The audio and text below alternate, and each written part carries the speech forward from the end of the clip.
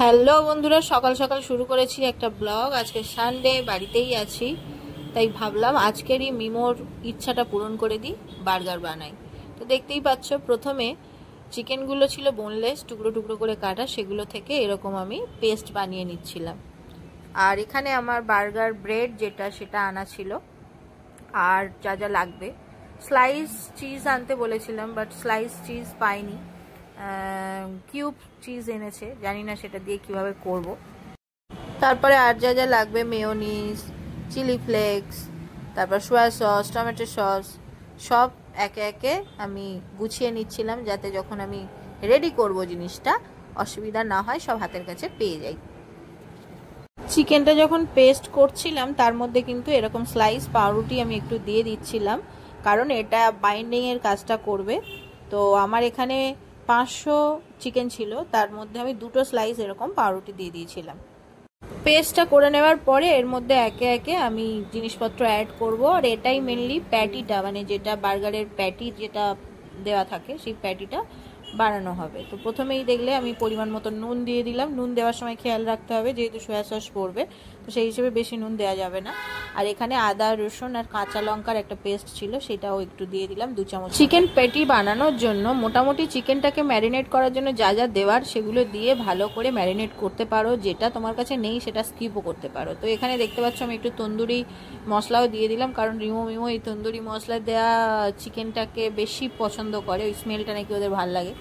তো এটা আমি অ্যাড করলাম। তারপরে বাড়িতে বানানো একটু গরম মশলার গুঁড়ো আমি অ্যাড করলাম। এরপরে আমি দিয়ে দিয়েছিলাম ওই 1.5 চামচ মতন সয়া সস। তো এখানে আমি ডার্ক সয়া সস ইউজ করেছি, তো লাইট সয়া সসও ইউজ করা যায়। এরপরে আমি অ্যাড করেছিলাম green chilli sauce. Green chilli সসটা আমি 1 চামচই ইউজ করেছি, কারণ যেহেতু মিমো খাবে, বেশি ঝাল করতে চাইনি, তো সেই জন্য একটু কমই দিয়েছিলাম। তারপর দিয়ে দিয়েছিলাম টমেটো সস। আর এই পুরো ম্যারিনেশনটা আমি করেছিলাম ওই 11টার দিকে, কারণ এই পুরো ম্যারিনেট করা ব্যাপারটা রেখে দিতে হবে বেশ কিছুক্ষণ, তাহলে জিনিসটা ভালো হবে। তো আমি প্যাটিটাকে বানিয়ে রেখে দেবো, সন্ধ্যের সময় আমি পুরোটা রেডি করব। তো এর মধ্যে দিয়ে দিলাম আমি গোলমরিচ গুঁড়ো, দেখতে পাচ্ছ। তারপর দিয়ে দিয়েছিলাম লেবুর রস। তো মোটামুটি মিডিয়াম সাইজের একটা লেবুর হাফ আমি রসটা দিয়েছিলাম।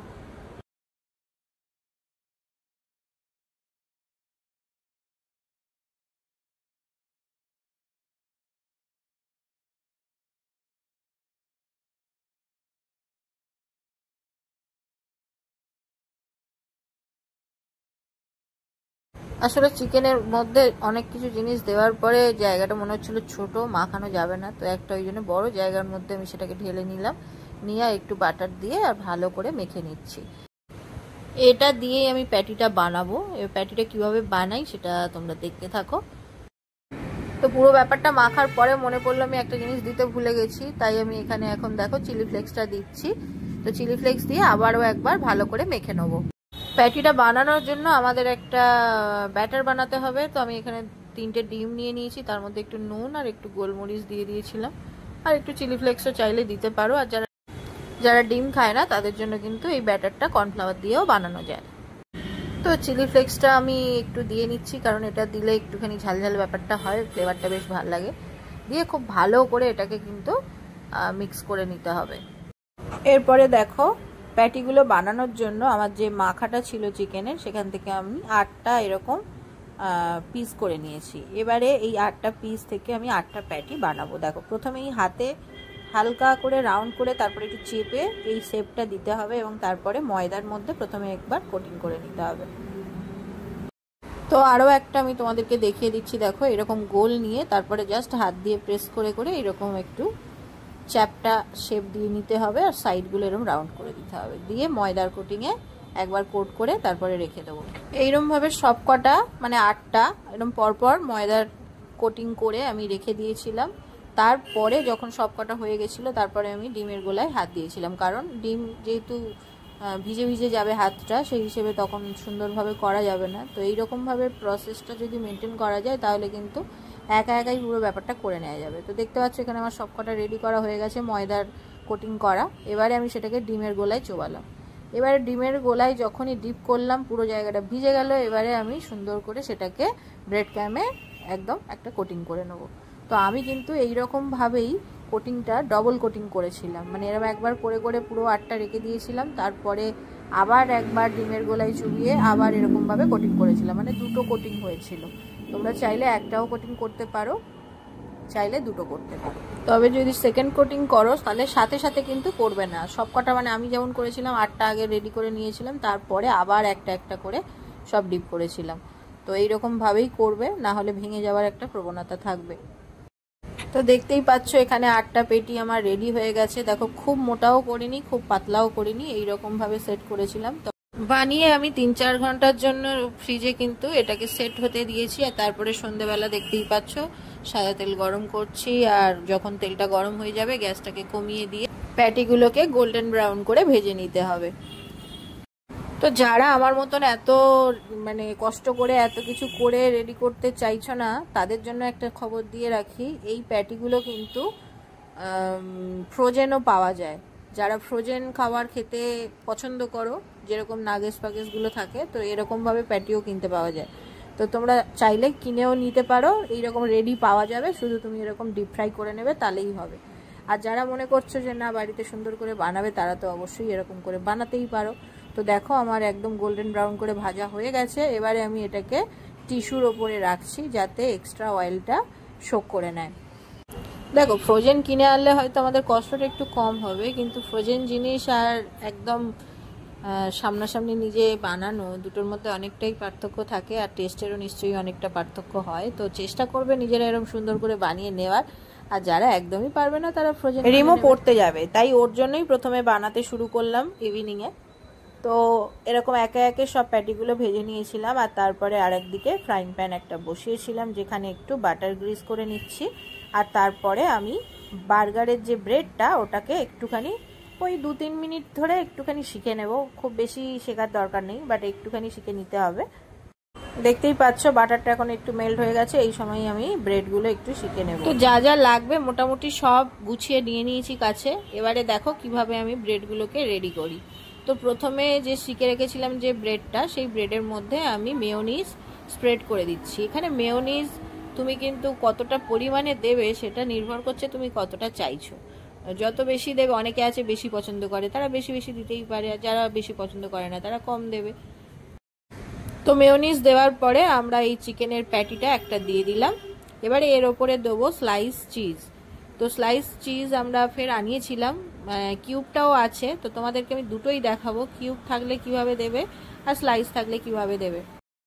তো এখানে দেখতে পেলে স্লাইস চিজটা আমি ওর ওপরে দিয়ে দিলাম। এবারে ওপরে আমি দিয়ে দিচ্ছি শসা, টমেটো, পেঁয়াজ, যে যেরকম খাবে সবই দিতে পারো। এখানে একটা জিনিস মিসিং আছে, লেটুস পাতা আমার কাছে ছিল না, তাই লেটুস পাতাটা দিতে পারিনি। বার্গারের সঙ্গে যেটা খুবই কানেক্টেড, খুব ভালো লাগে, দেখতেও ভালো লাগে, খেতেও ভালো লাগে, বাট সেটা আমার কাছে ছিল না, তাই যা যা ছিল সেগুলো একে একে সব দিয়ে দিলাম।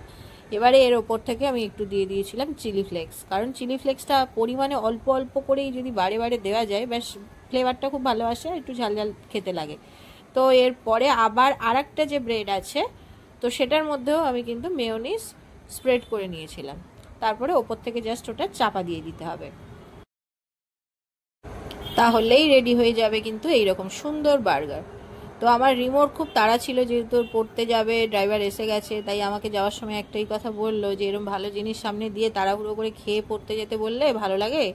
তো ওর জন্য তাই রাত্রে আরেকটা রেখে দিয়েছি যাতে ও আরাম করে এসে খেতে পারে।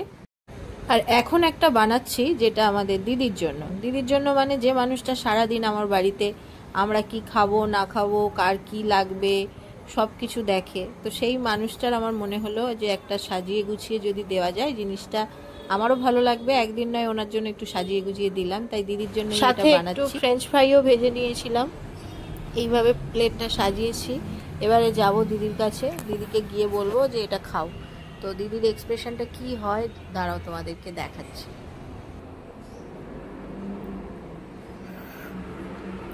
ম্যাডাম ধরুন, সাজিয়ে দিতে বসো।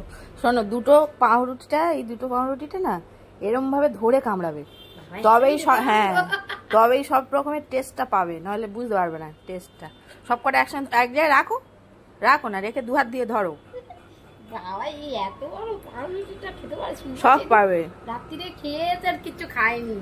এই কামড়াও কামড়াও না, সব সমেত কামড়াও। হ্যাঁ, কিরম হয়েছে? ভেবেছে খাও বসে বসে।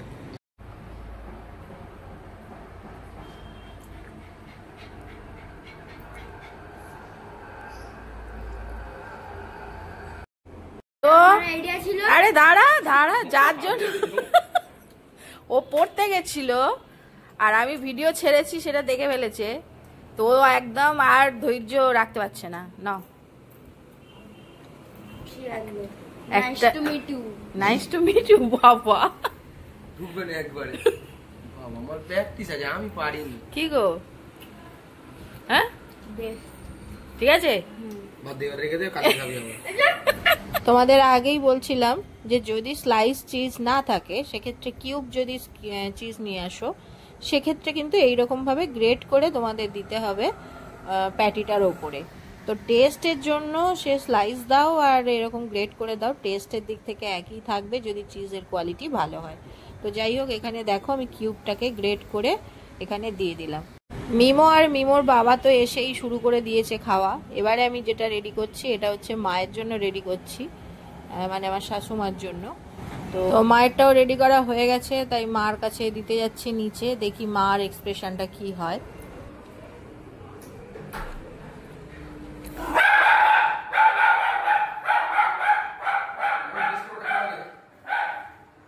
আপনার ছেলেরা এসে টেসে একদম মানে তারা একটাই তো, দুটো সব কটাকে একসঙ্গে ধরে কামড়াতে হবে তবে টেস্ট পাওয়া যাবে। আমি ধরবো ওটা সব, কিছু করার নেই, আমার রিমু আমার শেখালো এটা। হ্যাঁ, পুরোটা একসঙ্গে কামড়ালে তবে ফিল করতে পারবেন জিনিসটা কি। আর ফিল করে লাভ নেই, ভালো করে দৌড়ি তারপর অন্য চিজ।